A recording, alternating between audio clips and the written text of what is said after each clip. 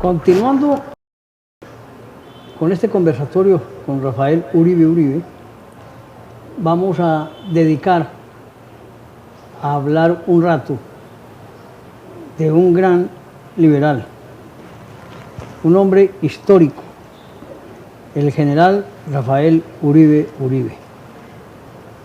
Nacido en Valparaíso, Antioquia, en el año 1859. Y de ahí, agricultor, empresario, un hombre letrado que fue también embajador en Brasil, Argentina, Chile y encomendado a Ecuador y Perú algunas gestiones diplomáticas. Es un hombre de una mentalidad extraordinaria que vale la pena leerlo. Y aquí su nieto, Rafael Uribe, nos trae los libros de él, los libros que él mismo ha logrado recompilar de la gran extensión de escritos del general. Vemos un tema que se llama Rafael Uribe en familia. Mírenlo aquí. Rafael Uribe, el general. Rafael Uribe, hablando de la separación de Panamá y explicando las verdaderas razones y cómo surge ese gran problema de Colombia. ¿Cómo perdimos Panamá?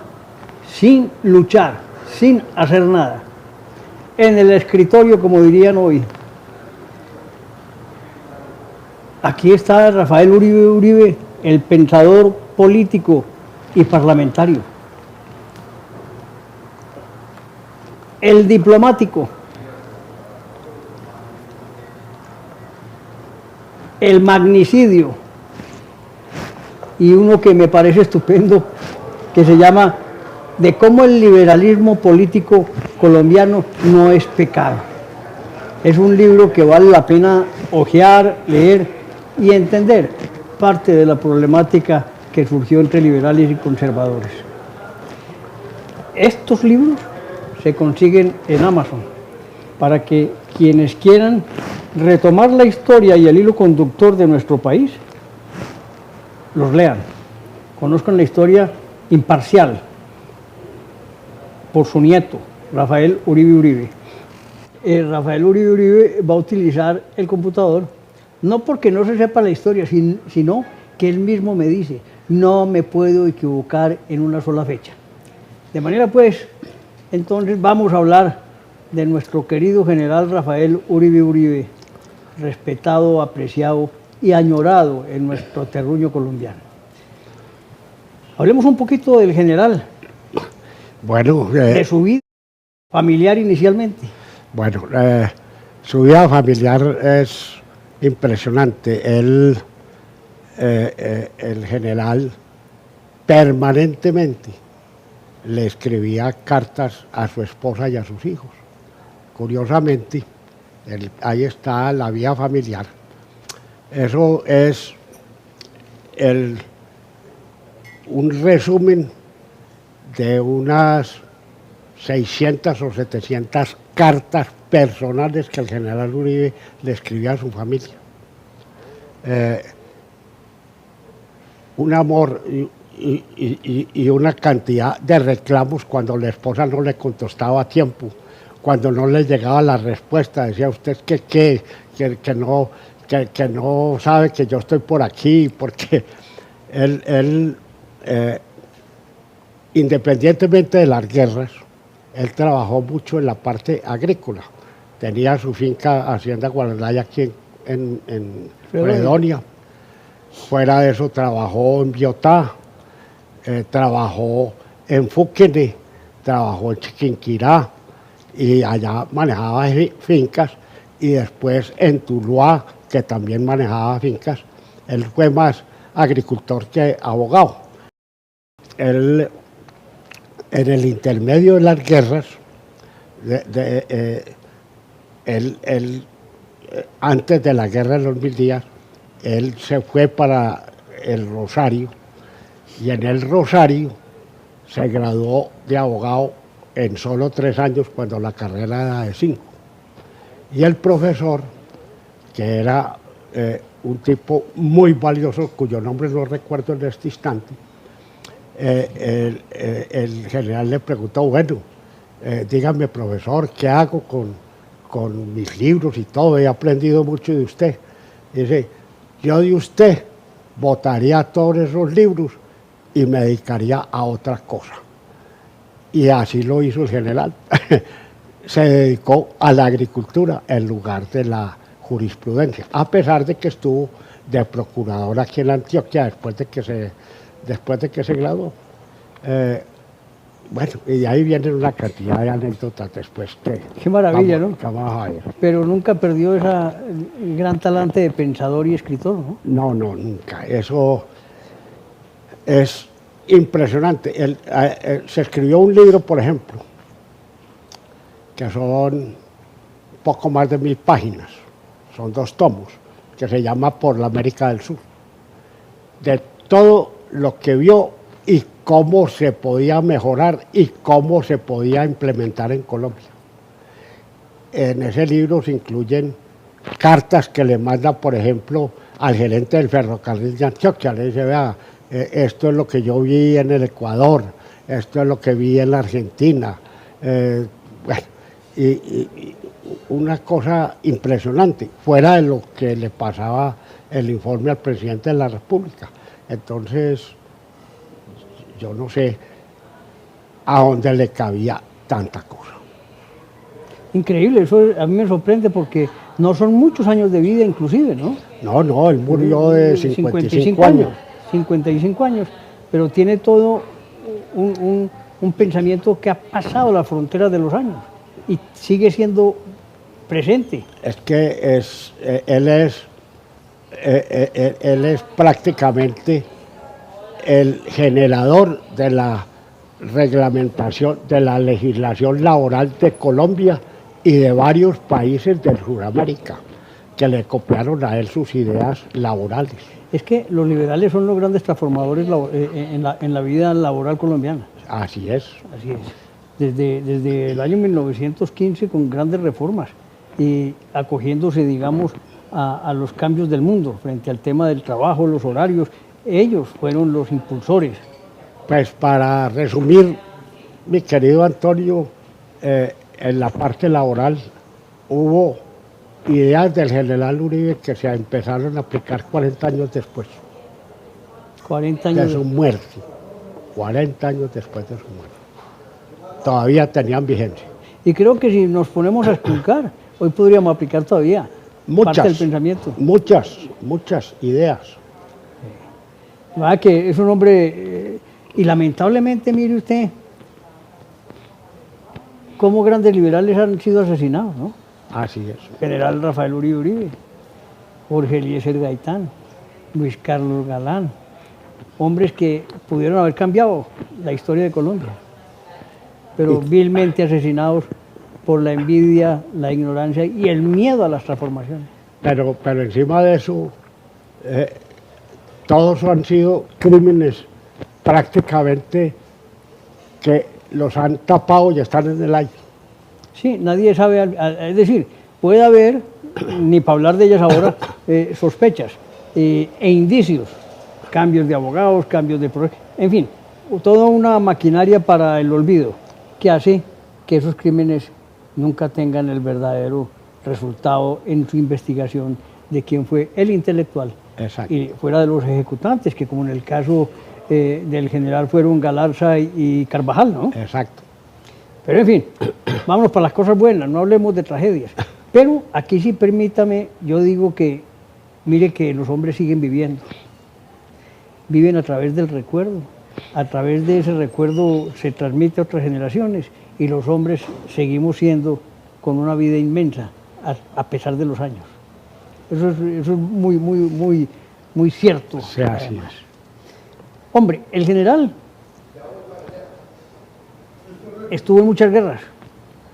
Así es. A ver, ¿Por qué estaba en tantas guerras? A ver, yo le hago un resumen. El tipo, en esa época, había una hegemonía conservadora, me da pena decirlo, pero era así. Entonces, el general empezó a defender los principios liberales.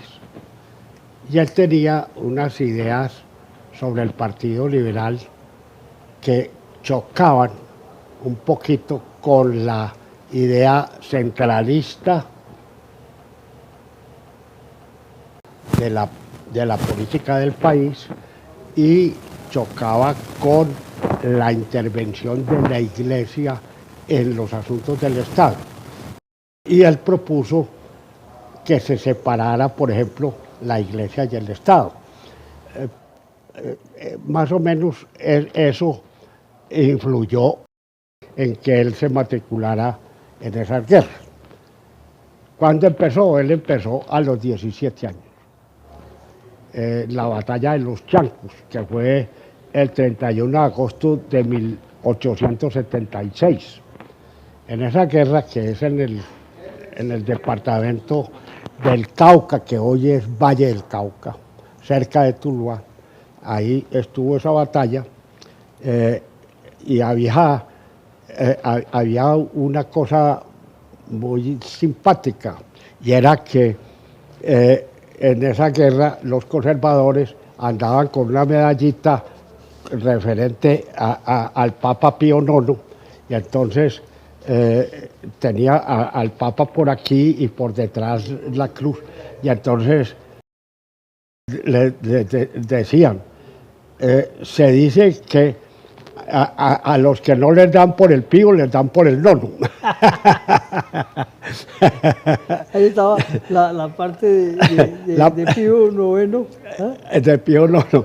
Entonces, esa guerra se inició el 9 de julio de ese año. ¿Cuál fue el origen de esa guerra? De esa primera... No, esa es muy cortica, se inició el 9 de julio y después se acaba como el 16 de julio. Allí al general Uribe le dan un balazo en la rodilla y lo ascienden como él era el asistente del comandante de la guerra, y lo ascienden al grado de capitán. Y ahí empieza, digamos, su vida militar. Después sigue la guerra de la Garrapata, que es el 19 de noviembre de 1876, que también es por esos lados. La Doña Juana, que es el 24 de enero de 1877. Y después sigue la guerra civil, que es del 84 al 85, en la regeneración. Entonces, en esa guerra Uribe ingresa, en ese periodo es cuando él ingresa al Rosario, y ahí se gradúa de abogado en 3 años. Después, en el segundo periodo de Núñez, en el 84-86, siguen las acciones militares. Sigue el combate de la Humareda, que es el 17 de junio de 1885. Ese combate que tiene que ver con Boyacá, Santander, etc. Después sigue otra batalla, que es la Guerra Civil de 1895, con el presidente Caro. Y el 22 de enero el liberalismo da un golpe contra el presidente Miguel Antonio Caro, y el 23 de enero el general Uribe organizó en La Vega un ejército, inició su campaña de Cundinamarca diciendo, pero prefiero darle a mis hijos el ejemplo de morir en un esfuerzo supremo de legarles la libertad y de impedir que crezcan como en un ambiente de abyección y tiranía. Entonces se hace esa guerra, y le dan garrote, como decimos vulgarmente, en la tribuna, llegando a Bogotá. Ahí, en el alto de la tribuna. en el alto de la tribuna, ahí tiene un gran fracaso. Hombre, entre otras cosas, el general no ganó muchas guerras, ¿no? Ah, No ganó muchas guerras. no, no ganó muchas guerras. Después se va para... era muy buen militar, pero es que el problema es que increíblemente él nunca era el jefe de la guerra. Por ejemplo, aquí estamos, vamos a llegar a la guerra de los 1000 días, que fue de 1899 a 1902. En esa guerra, el general Uribe era el cuarto al mando. El primero era el general Vargas, el segundo era Foción Soto, el tercero era Benjamín Herrera y el cuarto el general Uribe. Y curiosamente le achacan la guerra al general Uribe, que entre cosas y cosas se opuso a ella, porque no estaban suficientemente preparados. Y los que iniciaron la guerra fue el 11 y el 13 de noviembre de 1899, cuando Pablo Emilio Villar inició la confrontación en Bucaramanga. Contra, Ese es el inicio de la guerra allá en Bucaramanga. ese es el inicio de la guerra. La inició este tipo, que era el jefe en Santander, la inició en Bucaramanga contra el pensamiento del general Uribe y del general Vargas Santos. Lo apoyaba Herrera, Benjamín. Benjamín estaba callado, pero tampoco la apoyó. Y ahí ya se despierta la guerra. Entonces aquí están los que estaban por encima de él, que era Gabriel Vargas Santos, el Foción Soto, y aquí está Benjamín Herrera y Rafael Uribe, que era el cuarto. Mostraremos esas fotos también para que ustedes reconozcan los perfiles de los hombres que defendieron ideales.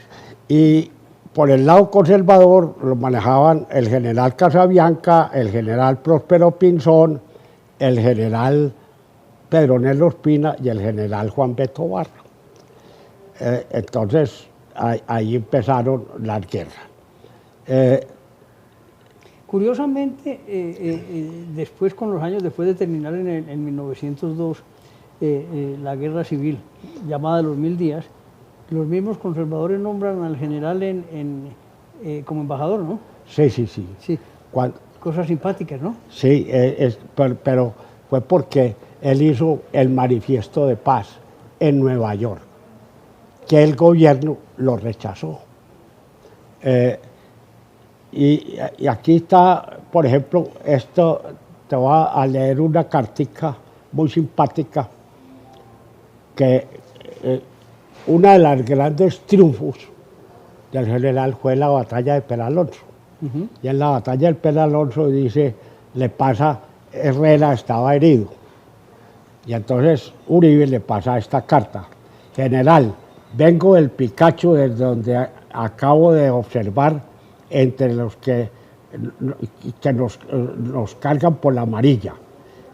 Y así sigue la carta y dice, y aquí termina la carta con una cosa muy... Así que, a menos que siempre he de acabar esto mal, la revolución caerá con honor y me dará derecho y no le dará derecho a mofarse del Partido Liberal por la repetición del Papayo, de Chucumbuy y de Capitanejo. Lo digo sin cansancia, en bien con serenidad, voy a pasar el puente.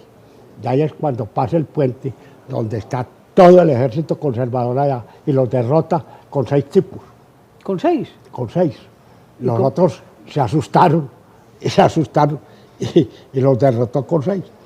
Entonces después Esa es la batalla de Peralonso. Esa es la de Peralonso. Después se va para Cúcuta.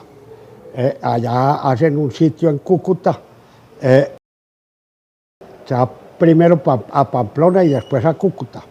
Y entonces allá en Cúcuta estaban en una celebración y una mujer muy bonita, entonces se le ofrece. se empieza a conquistarse al general. Él es el Como general. diríamos hoy, a coquetearle. Como... A coquetearle al general. Y entonces el general le dice, mire señorita, yo soy como los fósforos de palo que no rastrillan sino en su propia fosforera. Es una anécdota muy simpática. Después le da al general Vargas por hacer la batalla la batalla de Palo Negro, y ahí sí la derrota fue total. Pierden ahí, entonces el general se va, el general Vargas Santos le da la orden de irse para Bogotá, de tomarse a Bogotá, va con unos pocos soldados, llegan a un pueblo y con una sola canoa pasan ahí. Entonces el general ve que está perdido y se va para Nueva York a pedir plata para la guerra, a conseguir plata. Allá vive en el apartamento de Ñito Restrepo, en Nueva York, y no consigue nada. Nada. En el paso de eso, el general está en Corozal, tiene que abandonar Corozal, y cuando abandona Corozal le pone una carta a Pedronel Ospina, que es una carta la más preciosa del mundo, y le dice que ahí le deja sus heridos y todo, que él sabe que se los entrega a un cristiano, que sabe que los va a tratar bien como él ha tratado a los suyos, y el general Ospina se encuentra una carta que le dirigía el general a mi papá, a Julián, y esa carta se la manda con un propio, el general Ospina, que era su enemigo, se la manda a la esposa del general a Bogotá con un propio. Entonces, fíjense la diferencia de lo que era una confrontación en esa época, cuando la gente era decente. Sí. En Pamplona le dicen el comandante conservador que abandona Pamplona cuando la batalla del Peralonso, le dice, general, le pido que trate bien a sus adversarios. Dijo, eso me sobra porque tienen el respaldo no solamente de nuestra palabra, sino de nuestras armas. ¿Cómo le parece? Nosotros los vamos a respetar y los vamos a defender. ¡Qué maravilla! Era una guerra distinta también, ¿no? Era una cosa completamente distinta. Hombre, la parte ideológica del general es extraordinaria en los principios liberales. Ahí, lo mejor que hay sobre eso, lo tengo yo, el original. Es un librito que publicó Otto Morales Benítez cuando fue ministro de Trabajo. Y ese librito se llama El pensamiento social del general Rafael Uribe Uribe. Es como en esa época, hecho en mimeógrafo. Yo tengo el original, se lo voy a entregar a EAFIT. Que entre otras cosas usted le hizo el año pasado, el año 24, le hizo una entrega muy Le entregué bonita. todas las cartas originales que el general le escribió a Tito Rojas en Chiquinquirá, que era el jefe de todo el norte de Colombia, prácticamente del Partido Liberal. Y ahí había cartas, no solamente desde el punto de vista político, sino cartas personales. Tito Rojas era médico y a mi tía María Luisa le dio tifo y el general Uribe la mandó hasta Chiquinquirá para que este médico le curara el tifo. ¿Y lo curó? Y se lo curó. Hombre, yo le voy a hacer una pregunta que no es para generar polémica ni en Colombia ni en ninguna otra parte, porque los tiempos pasados ya pasaron y hay unas relaciones extraordinarias entre el Estado, la Iglesia, los civiles en la Iglesia y nosotros, católicos, siendo liberales. Es que tal vez no se hubiera producido tantas guerras ni tantos conflictos si se hubiera logrado desde el principio la independencia del Estado y la Iglesia.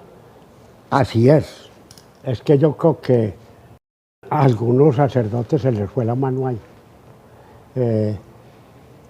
Especialmente me duele decirlo a los jesuitas, pues. Yo soy educado por los jesuitas, y quiero a los jesuitas. Exacto.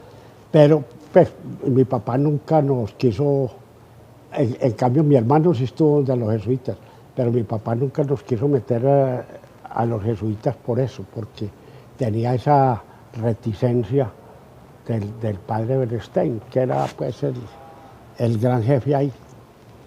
No sé, es decir, eso... Sí, pero volver en la política en las iglesias, eso fue un error histórico. Exacto. Para bien o para mal. Sí, exacto. Afortunadamente hoy hay una independencia, ¿no? Sí, libertad de cultos, libertad en general. Es que el general propuso la libertad de cultos y dijo, no, pues es decir, si hay otras religiones, respetemos a todas las religiones. El general, por ejemplo, a él lo metieron a la masonería, pero nunca ejerció realmente la masonería. La respetó, sí, ¿por qué? Porque le financiaron muchas actividades de guerra. Eso sí es la verdad, pues. Incluso desde el Ecuador, desde Centroamérica, él buscaba la ayuda masónica. Y los masones le dieron mucha plata para las guerras, eso es verdad. Ahora, el ser masón no es pecado tampoco. Ah, no. Es una forma de vida. pues en todo caso, pues hay ese antecedente. Hombre, si yo le preguntara por último a usted, después de esta historia vivida, que la verán aquí en las carátulas para que las lean, que esto es apasionante en la historia de Colombia, como es apasionante la historia de los conservadores también, grandes hombres. Claro. Pero es que Colombia ha tenido una vida de... Todo es guerras, ¿no? Es que, no hemos parado desde la independencia. Pero es que Pedro Nelo Ospina fue alumno con Uribe, juntos. Y él lo trata de condiscípulo, y era su mayor enemigo ideológico. Pero el tipo, y peleó contra él y todo, pero tú ves ese respeto que se trataban los dos. ¿Cómo es que el general Ospina se encuentra una carta para mi papá y se la manda hasta Bogotá desde Corozal con un propio? Eso es increíble. Esa es una actitud impresionante. Hay una cosa muy impresionante, y es que el ministro, cuando firman la paz de Neerlandia, en la hacienda de Neerlandia, que el general comisionó al doctor Urueta para que negociara. Entonces negociaron la paz de Neerlandia. Y el ministro de Defensa da la orden de que le da la orden al general Tovar, que era su otro enemigo, de que le haga un consejo de guerra y prácticamente que lo fusile. Así, ¡tran!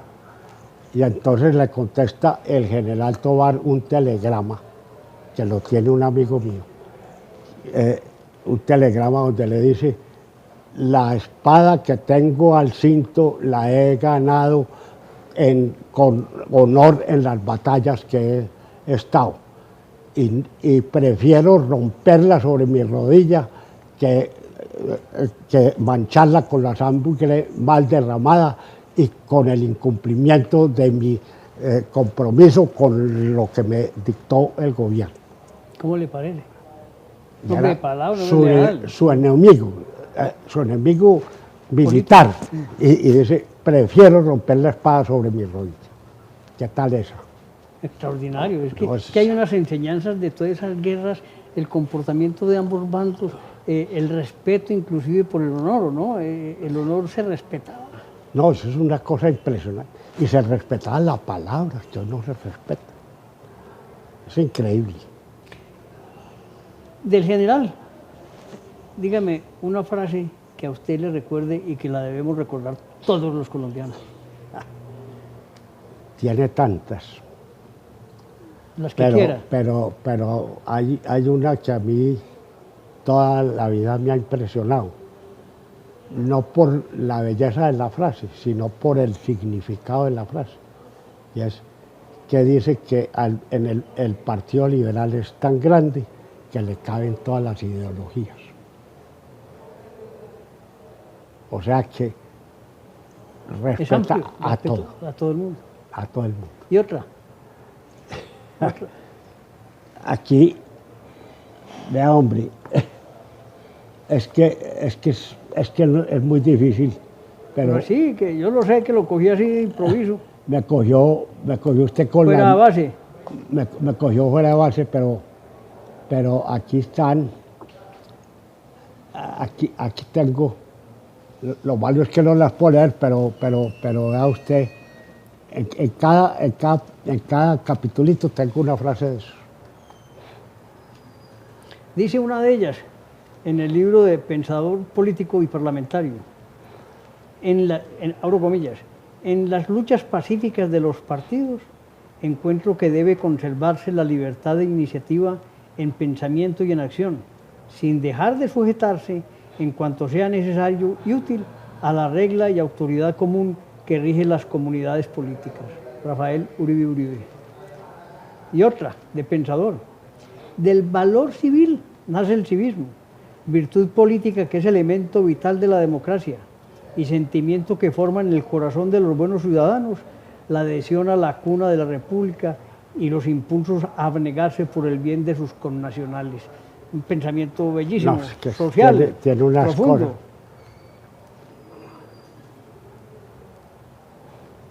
Y uno político, para terminar, yo no he conocido la pereza en ninguna de sus formas, ni en la del necesario descanso físico, ni en el de la investigación intelectual, ni en el de la inercia para la acción.